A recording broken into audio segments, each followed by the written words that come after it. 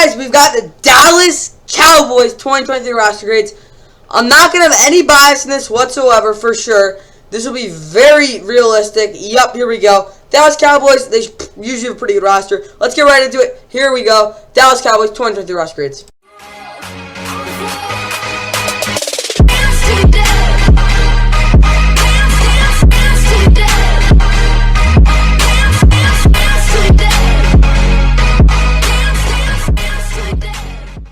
And with that, what is going on, guys? Welcome back to the Fun NFL. Of course, please like and subscribe, and I hope you guys enjoyed the Dallas Cowboys 2023 roster grades. This will be a fun one to make for sure. Of course, the Cowboys, I'm going to be completely honest, they've got a really good roster. I'm not going to say they're elite, but they've got a pretty darn good roster. So, coming this year, of course, they're going to say they're going to win the Super Bowl. And I mean, if you're delusional, you can still think that. But, yeah, they'll probably still make the playoffs. I'd be pretty surprised if they didn't. I mean, they've got a really good roster. But let's get right into it, see how good they actually are. Starting out with this quarterback position, of course, led by, as it has been since 2016, Dak Prescott. Dang it, my fantasy team's done. But whatever. Okay, back to it. First off, I'm going to get to Dak Prescott in a second. But Will Grier, he's looked good in preseason, but, like, when he's played in the NFL, I mean, he had, like, one start versus the, I don't even know, like, who did he play against in 2019? He started. Oh, wait, yeah. It was against the, Colts. It was not against the Saints. He stunk against the Saints, but against the Colts, he was pretty horrible in that one game he started. So, with the Panthers. But, yeah, he's been horrible as a starter, but he's been actually pretty good when he's played in preseason. Cooper Rush, very solid backup top 10 guy. I mean, he's not going to really show you much. He's a pretty accurate passer. He's a pretty good game manager. But isn't really that explosive. He's not going to do much on the ground. He's a pretty solid backup. He ain't going to lose you a game, but he definitely ain't going to win you one.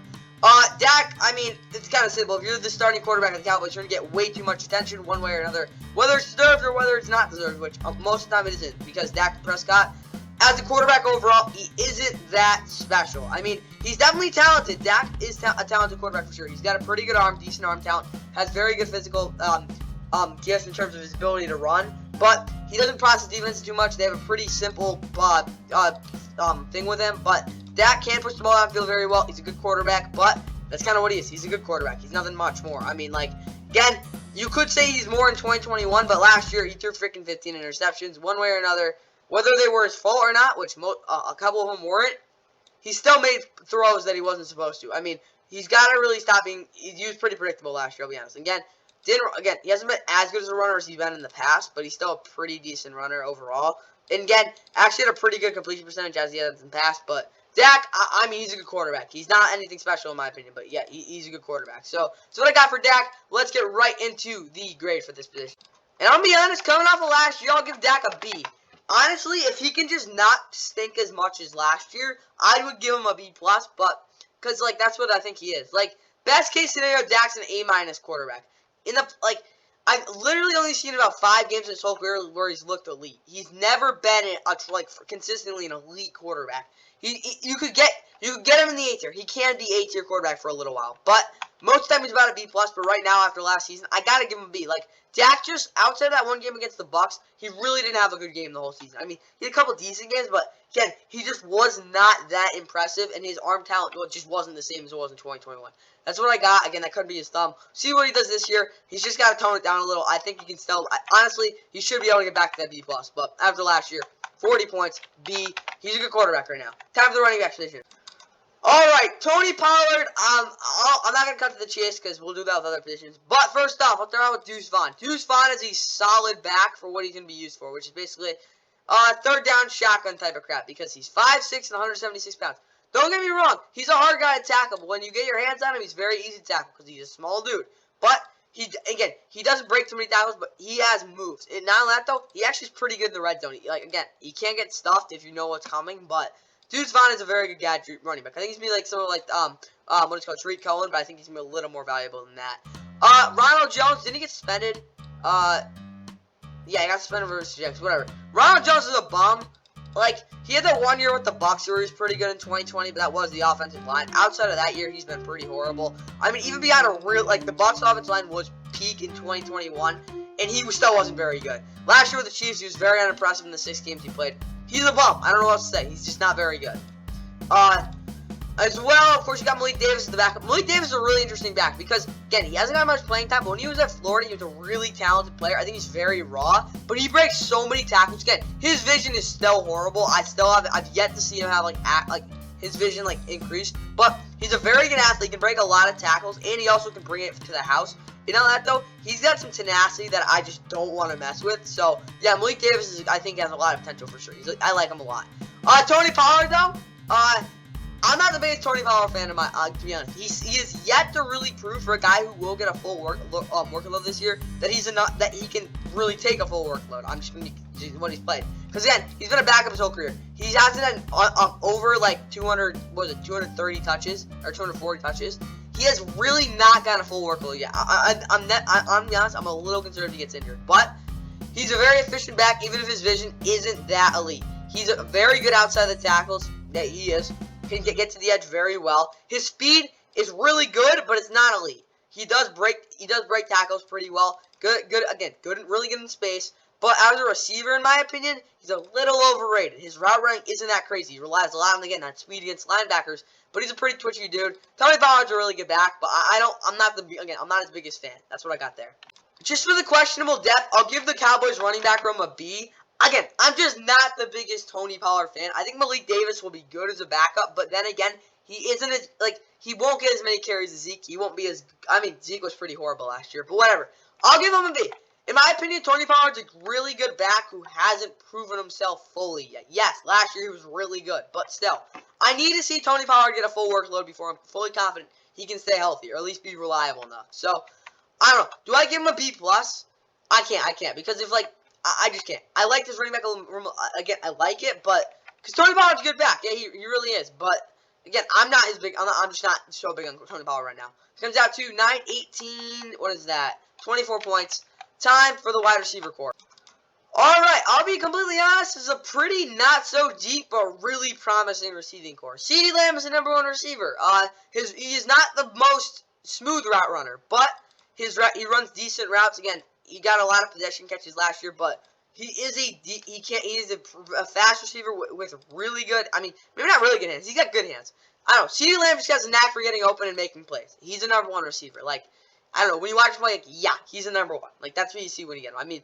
I don't want to go through everything, but yeah, he's a good receiver. Brandon Cooks, another #1, even though last year he just really didn't have a great game the whole season. He outside of the game against the Colts to end the season, he really didn't have a good game the whole season. He just wasn't very impressive. But in his career overall, yeah, Brandon Cooks is the #1. He had 1, 2, 3, 4 straight 1,000-yard seasons. Then he had back-to-back in Houston. Last year just wasn't very good. He did get hurt though. He would have hit 1,000 yards, but again, he's still a really good deep threat. Brandon Cooks is. I don't think he's a #1 anymore. He's a very good #2 though. Michael Gallup. I don't know. I don't really know what to expect with Michael Gallup because he snapped his leg again in 2021. He was honestly one of his best years. Again, 2019, yeah, 1,000 yards, whatever. But last year in 14 games, he was really mid. That's kind of what it was like. Again, did show a little bit more possession potential, but overall, for a guy who might be in the slot, probably not, though that'll probably be CD. Michael Gallup just did not show the consistent catches, and he wasn't creating any separation. I have little hope from this year. Jalen Todler, he was supposed to be good last year. He got hurt. Okay, he's there. He'll be okay. Kamate Turpin is a returner. Jalen Brooks and Semi Foco have just not been very good. Jalen Brooks, yeah, I get he's a rookie. He's a rookie, but he's a UDFA for a reason. He just isn't very fast, and he really has to work for his catches, which some guys just don't have to do, which is really nice. But yeah, it's a little annoying. But overall, this is a really thin receiving core, but the 3 guys they have are a pretty good group. So yeah, this receiving core isn't deep, but I'll still give them a B. Again, I like the receiving core; it's pretty good. But that's what I got. Comes out to 9, 18, 24 points. The reason it's not any higher is because the depth just is not there at receiver position. Again, Brandon Cooks, CeeDee Lamb, it's really good. But after that, Michael Gallup, he's pretty good, but just not elite, not crazy anymore. Especially off of last year. And then after that, Jalen Tolbert is just not very good. So let's get the tight ends. All right, this tight end room is promising, but that's what I'll say. Jake Ferguson is a backup tight end. He's a really good run blocker, but that's about it. Peyton Hendershot does have some potential. He's really hard to tackle, but again, on the contrary, he's a horrible blocker. You don't want him blocking. But so Jake Ferguson, Peyton Hendershot, they'll figure it out there. Luke Schumacher though definitely has the biggest potential. Again, I'm a big fan of his. Again, yeah, probably because he's from Bristol, Connecticut. But whatever. Luke Schumacher, I do think could be a very good tight end in this league. He's a second-round pick for a reason. He isn't the most flashy receiver, but he definitely can break tackles, can definitely get deep down the field. But he's not the most flashy tight end. He's not as goofy as the runners, Travis Kelce, but he's just not like the most flat. Like he ain't gonna make some crazy touchdown reception. He's a decent blocker, not a great blocker. He doesn't have any highlights, but he can make a big play when he needs to. So that's what I got there. And then, of course, you got Sean McKeon, who probably won't get any playing time this year. Wouldn't be surprised if he didn't make the team. So they got 3 tight ends. Luke Schumacher definitely has the highest potential, but again, he is a rookie and he has some stuff to work on. So if he can get better overall, for sure, it has potential as the starter. But these other 2 dudes, they'll work it out as in a what is called committee role. And tight end, I'll give it a C+ because it's gonna work out. I mean, they've got 3 tight ends that can all do things the best way. Again, I think it's kind of like the Rams running back room back in 2020 where they had Malcolm Brown, Darrell Henderson Jr., and Cam Akers. Cam Akers was obviously the most talented. Malcolm Brown was the power back, and then Darrell Henderson did basically everything you asked him to. So I think it's going to kind of be like that, except, yeah, kind of. But except Peyton Hendershot will probably not be able to do everything you ask him to. So I do think it's actually, I'll give him a C at tight end. I do think it's, yeah, because, like, they still don't have a real starting caliber tight end. There we go. I'll give him a C. Yeah, it's just, yeah, C, 6, 10 points. Time for the offensive line. Alright, the Cowboys offensive line is a very interesting group because I'll be honest, first off, the left side of this offensive line is, depth of this offensive line is a little scary. I mean, Sim Richards is not a dude I want as a backup. I mean, he was just not very good in North Carolina's senior season? I think it was. Whatever. He wasn't very good. That's why I won in the 5th round. He would have went higher, though. Actually, pretty athletic dude. Just didn't play well in his senior season. Chuma Duka, he's been in the league a little bit. He's been a backup. He's been a solid backup. Yeah, he's decent. Matt Fryernoik, he started. He's been really just not very good. I'm not going to say bad because he has actually played some pretty good pass. Blocking snaps or reps, but that's basically it. Josh Ball, outside of the name, he's not very good, but you can have worse back to him. And Matt Wowzer, blah, is, he's there. That's what I got. So, the depth could be worse, but it's definitely not great. Tyron Smith, I mean, he's getting older, like, he's 32 now. He wasn't terrible last year when he got back, but he still wasn't great. You could definitely see that hamstring injury show up a couple times, but he's still decent. Tyler Smith was really bad at tackle. I mean, people was like, oh, you give him props. No, he wasn't good. But at guard, he looked a lot better, definitely in run blocking, where he could have a lot more room for errors, which he did. So, Tyler Biadasz, pretty good center. Yeah.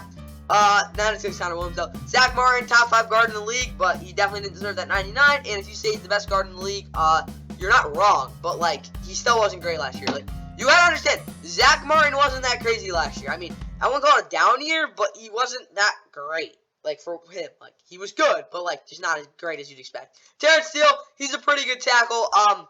Grown every single season. I expect him this year, though, to really take a step up. Maybe a Pro Bowl if he really can be good. That's what I got there for this offensive line, though. It's actually a pretty good group. If this offensive line, yeah, the depth isn't great, I'll still give it a B+, though. I mean, do I give him an A-? Yeah, screw it. I'll give him an A-. Because, yeah, Tyron Smith is getting older, but worst case, he's average. The interior is really solid, and Terrence Steele's good. Again, the depth isn't crazy, and, like, the starters aren't also, like Tyler Biadasz and Terrence Steele aren't, like, crazy, again. But, again, I still think this offensive line is pretty good. I gotta give them an A-. Like, it's a good group. Again, it could be a little overrated, but their run blocking last year was a lot better than I expected it to. And, yeah, their pass blocking was a little inconsistent, but they figured it out. So, 6, 12, 18, that comes out to about 20 points. Time for the overall offensive grade. And offensively, the overall grade is a B, which, you know what? I'll give them. You know what? I'll actually give them a B+. Because, one way or another, Cowboys offense always is good. Yeah. So, here's the thing, though. There is talent. I'll give him a B. Because, I'm going to be honest, like, Dak, here's the thing. I'll actually give him a B+. Because if Dak is playing at a B+ level, this offense is B+. That's what it is. Because he's got a good supporting cast. Is it a great group? No. But it's good. So, Again, the tight end room is a little of an issue, but this offensive line is really good. The skill positions are pretty good. Again, if Dak plays at that B+, there's potential to, this offense is arguably an elite offense. So, yeah, it's usually overrated, but I'll give the Cowboys a D+. Even if they're points, they'll come back to that. I do think this offense is a B+. It's just, I think it fits there. Time for the defense, starting with the linebackers. Of course, the Cowboys do run well, I don't even know what to call it, a 4-3 defense. Yeah, so we'll go through the defensive line twice. But either way, first off, Leighton Vander Esch. He's a quality player. Hasn't been the same player since that basically all-pro rookie season, but he, after May 2021, where he actually was a much better coverage than last year, Leighton Vander Esch had a really solid year. So yeah, he's a quality player, good player. Yeah, Damone Clark, fine. I thought they weren't going to draft him. They did in the 5th round. He didn't play a lot last year. He slated to start though. I think that gives you the confidence they have in him. He's a very athletic player. He in 2022 when he played 10 games, his shoulders seemed to work out well. He didn't tackle particularly well like I expected him to, but in coverage, he could play freaking man against the slot sometimes. I'm not kidding. Damone Clark towards the end of the season was a really dependable coverage guy. Jabril Cox, pretty much a mop-up guy. Doesn't miss any tackles. Very low-risk type of player. He's good, but he didn't play a lot. Again, he's basically going to be their mop-up dude. Doesn't miss too many tackles, but he is a little bit of liability coverage. Malik Jefferson, I like him as a backup, but he is a little older now, and he's just not the same player as he was his rookie season. Devin Harper, okay. Doesn't really wow me too much, though. And then, of course, DeMarvin Overshown is an absolute tank out of Texas. He will probably go out there on third down, and running situations, because if he gets in the backfield, you're not getting by. I mean, you could if you break his tackle, but he's the type of guy who would, like, literally come up and, like, murder someone, like, literally, like, not on purpose, just because he's such an aggressive player. But yeah, DeMarvin Overshown, I like him a lot. You just don't need him doing what he does sometimes. Yeah, this is a pretty good linebacking core. Good thing they got Leighton Vander Esch there, but I'm going to be honest, this linebacking core is probably about a B. I like it. The depth is decent. Yeah, Jabril Cox and Damone Clark are young, but I still think it's a good group. And again, it's just the fact they got 3 starting linebackers that I'm pretty confident in. Again, they're young, but they're good. And then the depth is solid. So I'll give them a B, which might seem, I'll give them a B-. Be a little more fair. Again, Leighton Vander Esch is quality, but the other two, just be a little, hold off a little, B-. That comes out to 9, 18, 21 points. Time for the defensive line. Alright, so let's just talk about this defensive line straight up. DeMarcus Lawrence and Micah Parsons are their best pass rushers. There's no way around it. They're just really good. DeMarcus Lawrence, yeah, he only had 6 sacks last year. He's still getting really consistent pressure. Maybe not as much as he was getting earlier in his career. But again, consistent pressure, and he is one of the most important run defenders in the whole entire NFL. Not only does he set the edge, but he stuffs a lot of the run. Like, he's an elite run defender, which doesn't sound cool, but it is true. Micah Parsons, top 5 edge rusher in the league, top 5 defender. I mean, he's really, really good. Yeah, the reason he's kind of playing, not really playing linebacker anymore is because they want him rushing the passer more, which makes sense. But don't get him confused. He's definitely a good enough athlete to cover. Yeah, don't forget about that either. Sam Williams, he's solid. Didn't play too much last year. He played, but yeah, had 4 sacks. I have a lot of potential for him too. And then of course, Dorrance Armstrong, what do you have, like 6, 7 sacks? He had 8.5 sacks last year. Jesus. Is a product of the Cowboys system for sure, but he still won some one-on-ones. Dorrance Armstrong's good. Of course, Ben Bonogo and Dante Fowler Jr. have also played. Dante Fowler Jr. He was actually good last year with the Cowboys. Has not been the same since he was 2019 with the Rams, but he's still good. Even Ben Bonogo's gotten playing time. Like, he had 2.5 sacks his rookie season. Still hasn't been the same sense, but he's also, like, played meaningful snaps. So, you look at it, I mean, they've got, like, 6 edge rushers. And again, we'll get to that later, but Jonathan Hankins, Ozo Odighizuwa overall are pretty good in the interior. Again, Oza is more of a just straight-up run defender. He actually had 4 sacks last year. I'm actually kind of surprised because he did not get consistent pressure. But yeah, again, that's kind of get this defensive line. John Hankins, quality player. Only played 5 games with the Cowboys last year, but he's pretty good. Never been big on sacks. He's been in the league a while. Maybe it's diminishing a little bit, but he's still good. That's why they drafted Monty Smith in the 1st round. Neville Gallimore's also good. Good. Quinn Bohanna isn't very good. He gets pushed around a lot. Even Chauncey Golston's decent. So yeah, this defensive line is loaded. Yeah, I'll get the defensive line an A. I mean, Micah Parsons full time on there. I'm pretty confident with that. The depth is really good. Yeah, that comes out to 6, 12, 18, and 22 points for that defensive line. Time for the pass rush. Alright, looking at the Cowboys pass rush, again, I kind of already went through it, but I'm just going to go through it again. Okay, Jonathan Hankins, Ozo Odighizuwa, straight up pass rush. Oza should be able to be consistent this year after just not being great last year. Neville Gallimore, Mike Smith aren't the most talented pass rushers, but they can get it done. Jonathan Hankins, again, he's never been big on that, but he does get some pressure at least. He's getting older too, so the interior, it isn't like going to be crazy pressure, but Micah Parsons will get the quarterback one way or another. DeMarcus Lawrence, again, Micah Parsons actually isn't that consistent, I'll be honest, but he gets a lot of, like, takeover pressures. DeMarcus Lawrence, again, probably the most important, outside, again, Micah Parsons, the most important player on this defense. Sam Williams, Jordan Thompson, very good compliments to those two guys. Dante Fowler Jr. and Ben Bonobo also can get after the quarterback. And, yeah, overall, this is a very deep pass rush group. I'm going to give their pass rush an A- because the interior does give me a little concerned because it's very easy to take Micah Parsons out of the game, at least in pass rush-wise if you double-team him, but then again, just drop back coverage and crap. That just doesn't work out well. But, yeah, you can shut down Micah Parsons if Dan Quinn wasn't the defense coordinator. Whatever. It's weird. This defensive line should be always awesome. I mean, the pass rush should be awesome, but then again, they have gotten shut down in games like they have, even though they're, like, really good. I want to give them an A, but they just, I don't know. I don't feel like giving it to them. So that comes 12, 36, 40 points for the Cowboys pass rush. Let's talk about the cornerbacks now. Alright, let's talk about it. Stephon Gilmore, he's still a number one corner. Even if he's old, he's not as good a man. He is still a number one corner. Yeah. Maybe he wasn't as elite as he was in the quick 8 games with the Panthers, but he was still really good last year. Again, he did get burned a little bit. His pass rating against wasn't great. And, again, on film, he again looks still super smart. And again, you don't want to throw against, but you can beat him once in a while. Again, still getting older. Jordan Lewis, he's an okay slot. I mean, there's better guys for sure, but after starting since 2017, basically starting for a little bit with the Cowboys, he was just not great last year. He isn't terrible though. Ron Bland, he's nothing special. He gets toasted on every quarter round he's against, but he did start last year. He was serviceable, nothing special. Traylon Diggs, he's an above-average corner in my opinion. Even if he gets burned a lot and he's not great in man, he still is a pretty good playmaker. And yeah, they throw against him a lot, but one way or another, he somehow makes the rep productive or not productive, like really not productive. But yeah, he's not the best in press. He gets burned, gets torched a lot, but Traylon Diggs is a good corner. Kelvin Joseph, Nashawn Wright aren't great, but they're decent at least. So, yeah. So, what I got for the cornerbacks. I'll give the cornerback room a B.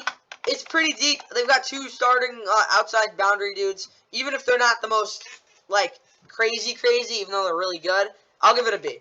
It's a good cornerback room. What is that? 6, 12, 16 points for that cornerback room. Let's look at the safeties.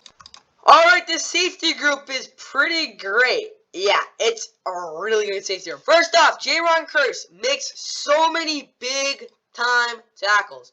He ain't gonna make, I don't think he's the type of dude who, again, like Buda Baker, go in the backfield and make some insane tackle, or make a crazy interception, or lock someone up in man. But he saves touchdowns. He makes huge plays in the run game to limit a 5-yard run from a 15 or 20-yard run. Jaron Kearse is that type of safety net.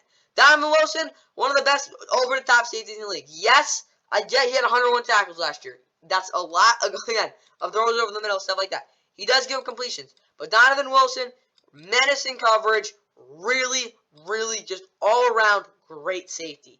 Really good. Israel Makumomona, whatever. He hasn't really played much in his career, and just really hasn't shown me a ton. Like, yeah, he's kind of been a backup. Malik Hooker, after finally staying healthy for basically, for 2 straight years, he finally had his first actual, like, good season. Like, Malik Hooker was really good last year in coverage overall. He actually, honestly, I don't want to say he's as good as Donovan Wilson in coverage, but he could, honestly, he's probably better over the top than Donovan Wilson at this point. Like, Malik Hooker is a very good safety, even if, again, he's just not great in tackle. Shadok Redwine, he's been in the league for how long? Like, yeah, a couple years, but yeah, he's decent. And then Marquise Bell out of Florida A&M actually busted his butt in preseason. He's shown a little bit too. So yeah, this is a really deep and good safety room. I'll give the safety room a B+. I'll give it a B. Should I give it an A-.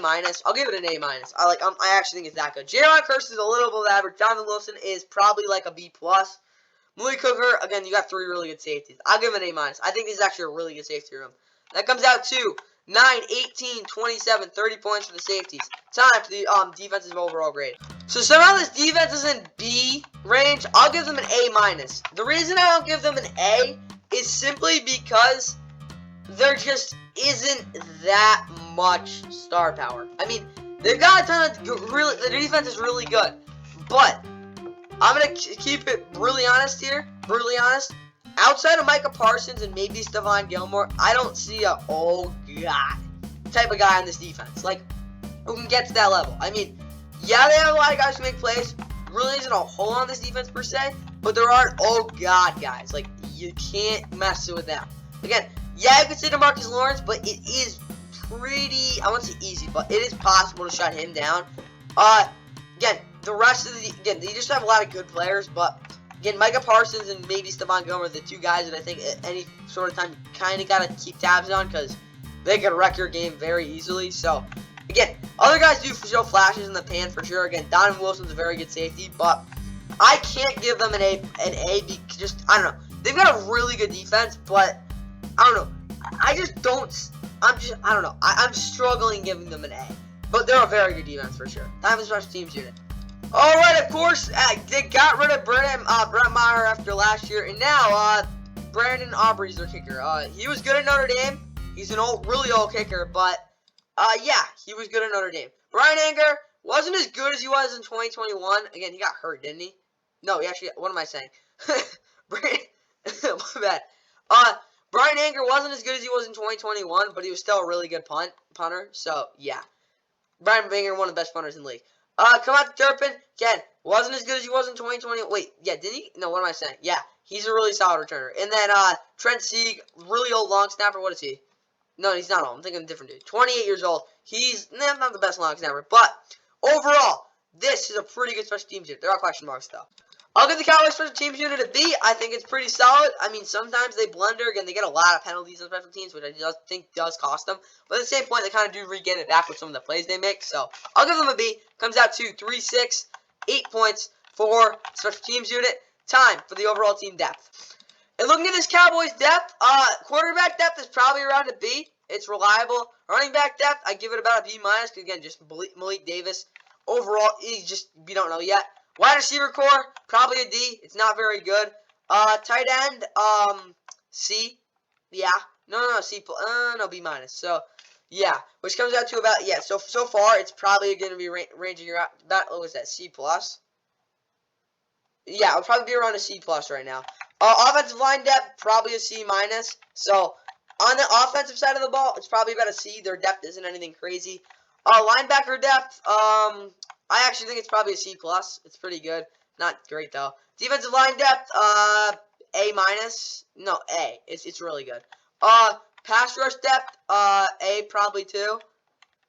Yeah. A-. No. Yeah, A-. So, A-, A, what was that, C+? That probably comes down to about a B, B. So, you got a B, yeah. So, B so far. Cornerback depth, I'd probably give it a B, which probably pushes up to a B+. Safety depth, A-.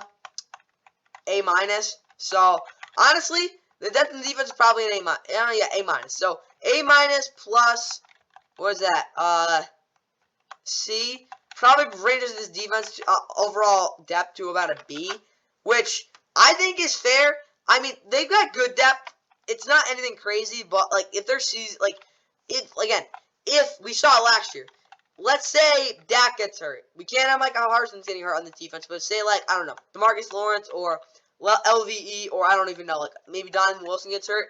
This team would be fine. Like, yeah, even if Dak gets hurt, they'll be fine. They'll figure it out. So, yeah, I'll give them B. They got good depth, but, again, there are some parts of their team where if they get hurt, it could get a little ugly. So, comes out to 12, 24, what is that, 32 points. Time for the overall team identity. Alright, so for this offense, I do struggle with what Mike McCarthy wants them to do. He said he wants them to just not blow the game, basically, which is weird, because offensively, they're not going to score a ton of points if they can't, like, take risks. Like, Dak, I do think, can tone it down, but at least in this running back room and the wide receivers, they've got to take a risk. Because if they don't take those risks, they're not going to create really the big plays this offense needs and like to really run. Because they're not an offense that consistently can drive down the field against really good defenses. So I'll be completely honest here. Offensively, their identity is probably about a C. Because say it doesn't work, say they just stink. Like their offense is just like stuck in the mud. Meanwhile, defensively, they got a ton of pressure on them. So if someone gets hurt or they just don't play well, I don't know what to expect. But again, Dan Quinn knows what he's doing. I'm pretty honest. You're going to know what they're going to do on defense. Probably going to give them an A. They know what they're going to do. Again, there is pressure. Probably keeps them an A+, though. Very good continuity on this defense. I'll give them an A. They know what they're going to do. But again, I'll give them an A- because say there's pressure, like stuff like that. So, A-, again, offense don't really know. So, the Cowboys' identity is hinged so much on the defense. I'll give them a B, though, because worst case, Mike McCarthy says, screw it, Dak, do what you want. Kind of like what it's got there. So I'll give them a B. Defensively, they know what they're going to do, but again, there is some pressure. So comes out to 15, 30, 40 points for the overall team identity. Let's talk about the overall Cowboys roster grade. And the Cowboys roster grade comes out to 327 points, which falls right in the range of a B+, which I'm comfortable giving them. I don't think they're an A-tier roster. Their roster's really good, but then again, if Dak plays like a B+ quarterback, they have an A-tier roster. But he just, coming into this year, I can't give him that. At this point, he's just a good quarterback. If the Cowboys made the NFC Championship, he'd be a B+. I would have gave him that. But, again, Blake Close, the way he played in the regular season, I got to give him a B. So, it's really why this roster gets a B+, not in the A tier. It's not, I'd highly doubt that I can convince myself to give him an A, but I could see this Cowboys roster in A tier. I'm just saying that. But right now, 327 total points, which is very solid, and a B+ overall roster grade is what I got for the Dallas Cowboys here in 2023. Hope you guys enjoyed the video, and yeah, see you in the next one, which will be a doozy. Which one? Oh yeah, shoot. Who am I doing next? I'm literally blanking. Let me think. Bengals, Browns. Who is it? You know what? Just watch the end. You'll see. It's another sack. Out of the gun, Wilson releases it, and it's Marlon Mack chewing up real estate. Could Mack go? He will! Touchdown, Denver!